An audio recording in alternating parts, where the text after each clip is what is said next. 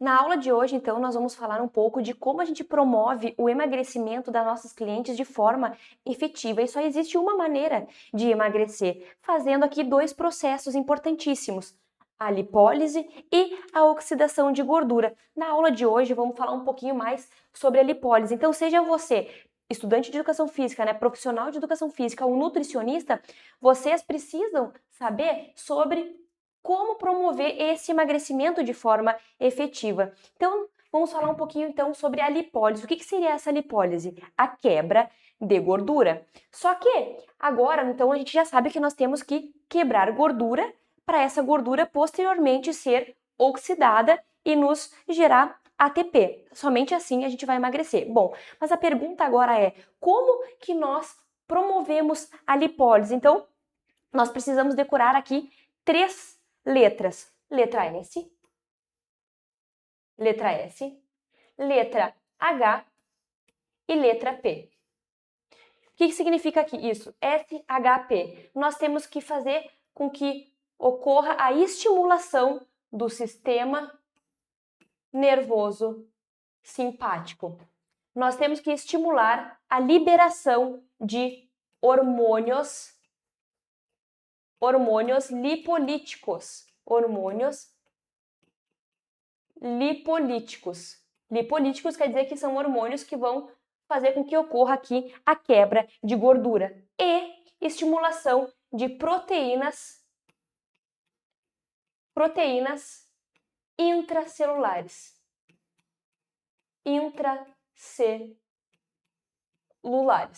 Perfeito? Só que a gente já sabe então que nós, para promover a lipólise, nós temos que decorar essas três letrinhas. SHP. Estimular sistema nervoso simpático, fazer estimulação de hormônios lipolíticos e estimular proteínas intracelulares. Aí agora a pergunta é: como que nós ativamos o sistema nervoso simpático? Como que a gente faz essa liberação e estimulação do sistema nervoso simpático? Para isso, então, nós temos que fazer uma adaptação fisiológica, promover algum estímulo. E esse estímulo é o estresse. Mas como eu promovo estresse no meu organismo, no meu metabolismo? Voltamos aqui, então, para um ponto importantíssimo: exercício físico. Sim, o exercício físico é um agente estressor. Exercício. Gente, não repara a letra que é assim mesmo, né? Vida real por aqui. Exercício físico. O exercício físico, na dose exata, ele é um potente estressor que vai ativar, então, o nosso sistema nervoso simpático. Só que agora, o sistema nervoso simpático ativo vai fazer uma coisa muito importante no nosso corpo. O sistema nervoso simpático ativo vai estimular o nosso hipotálamo. Então o hipotálamo ele vai começar a receber informações. Hipotálamo vai começar a receber informações. Para quê? Para desencadear a liberação de hormônios. Então vai ter o eixo aqui hipotálamo, hipófise anterior, que vai liberar aqui diversos hormônios, tá? Hipófise anterior e a hipófise anterior para as glândulas. Nós queremos aqui hoje que é do nosso interesse a glândula suprarrenal. A glândula suprarrenal, que vai fazer com que libere, então, os nossos hormônios lipolíticos, que a gente quer aqui. Qual hormônio que a gente quer liberando? Adrenalina e cortisol. Então, olha só como que a gente começou a aula de hoje. Nós temos que fazer a quebra de gordura, a lipólise, e nós temos que fazer a estimulação do sistema nervoso simpático, liberação de hormônio lipolítico e estimulação de proteínas intracelulares. O exercício físico fez o quê? Foi um agente estressor. O estresse ativa o sistema nervoso simpático, que vai, por sua vez, agir sobre o hipotálamo, e o hipotálamo, então, vai ter um eixo hipotálamo, hipófise e glândulas. A glândula da aula de hoje, de nosso interesse, é a suprarrenal, que vai liberar, então, adrenalina e cortisol.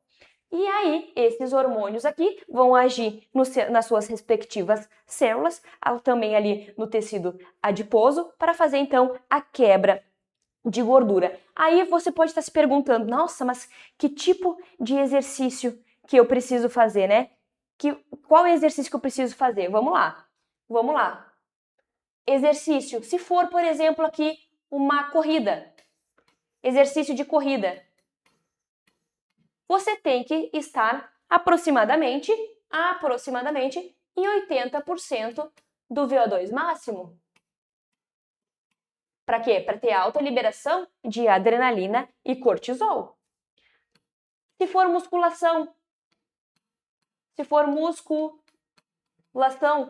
você pode trabalhar aí em torno de 50 a 100% de 1 RM. De 50 a 100% de 1 RM. Só que não adianta fazer de 50 a 100 RM leve. Nós temos que ter um teor adequado aqui de repetições. E esse teor de repetições, independente da porcentagem de 1 RM, tem que estar no quase máximo ou próximo do máximo. Assim, você vai fazer com que ocorra a liberação de adrenalina e cortisol, na qual esses hormônios lipolíticos agora vai favorecer a quebra de gordura. Mas, além do exercício físico, nós temos outros agentes que promovem a quebra de gordura. Um outro estresse é o quê? O jejum.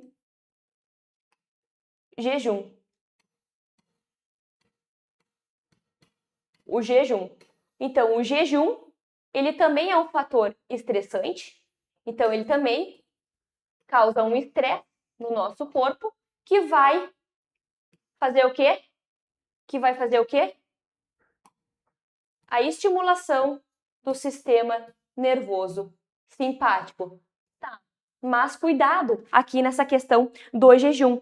Porque o jejum ele precisa ser controlado, então tem que ter o acompanhamento do nutricionista e o nutricionista precisa compreender isso aqui. Porque o jejum, se for feito de maneira corriqueira e tiver esse déficit calórico, né, por muito tempo, essa restrição calórica por muito tempo, o nosso corpo, ele é inteligente, ele vai reduzir o nosso metabolismo. Para quê? Para fazer com que não ocorra mais essa perda de gordura. Então, o jejum, ele é benéfico desde que ele seja muito bem controlado. Além do jejum, então, nós temos o que mais para promover aí a quebra de gordura? Ah, mas então eu tô quebrando gordura, eu vou emagrecer? Não, gente, lá no início da aula eu falei, vai promover o início do emagrecimento, a quebra de gordura. Então não adianta a gente quebrar a gordura e não oxidar de gordura, oxidar essa gordura. A oxidação nós vamos ver na próxima aula, mas nós já sabemos aqui na aula de hoje que nós precisamos promover um estresse no nosso corpo. Desses estresses, qual que a gente falou hoje? Exercício físico e jejum. Além disso, nós precisamos ter um sono adequado, porque o sono adequado vai promover a liberação, por exemplo, de GH. E o GH, ele também vai fazer a lipólise no nosso corpo. Então, dormir bem, quando falam, dorme bem para ajudar no emagrecimento. Sim, dormir bem emagrece, até mesmo porque quando você dorme bem, você vai fazer essa alta liberação de GH e também você vai melhorar essa questão de hormônios da fome e da saciedade, tendo esse equilíbrio hormonal. Então, exercício físico, jejum e não podemos esquecer aqui do sono adequado. Então, para promover o início do emagrecimento, o que nós temos que fazer? Quebrar gordura. Então, o profissional de educação física e nutricionista precisa entender metabolismo, precisa entender bioquímica, fisiologia, porque sem saber isso aqui, nós não vamos conseguir promover um emagrecimento definitivo nos nossos clientes. Por isso, muitas vezes o aluno está treinando lá na academia e será mesmo que o aluno que está treinando na academia, ele está utilizando aqui, ó, ele está fazendo aqui uma corrida com 80% de VO2 máximo ou utilizando um teor de repetições quase máximo a máximo, independente se ele está a 50% de um RM, 70% de um RM, será? Será que as 10 repetições que ele está fazendo quando o aluno lá decora, não, é de 8 a 12, tá, mas se ele está fazendo 12, será realmente que esse 12 tá pesado ou ele faria 20 repetições? Se ele faria 20, ele tá a quase máximo ou a máximo? Então é isso que nós temos que começar a entender. E um profissional que entende o metabolismo, como promover o emagrecimento de dentro para fora, é um profissional diferenciado.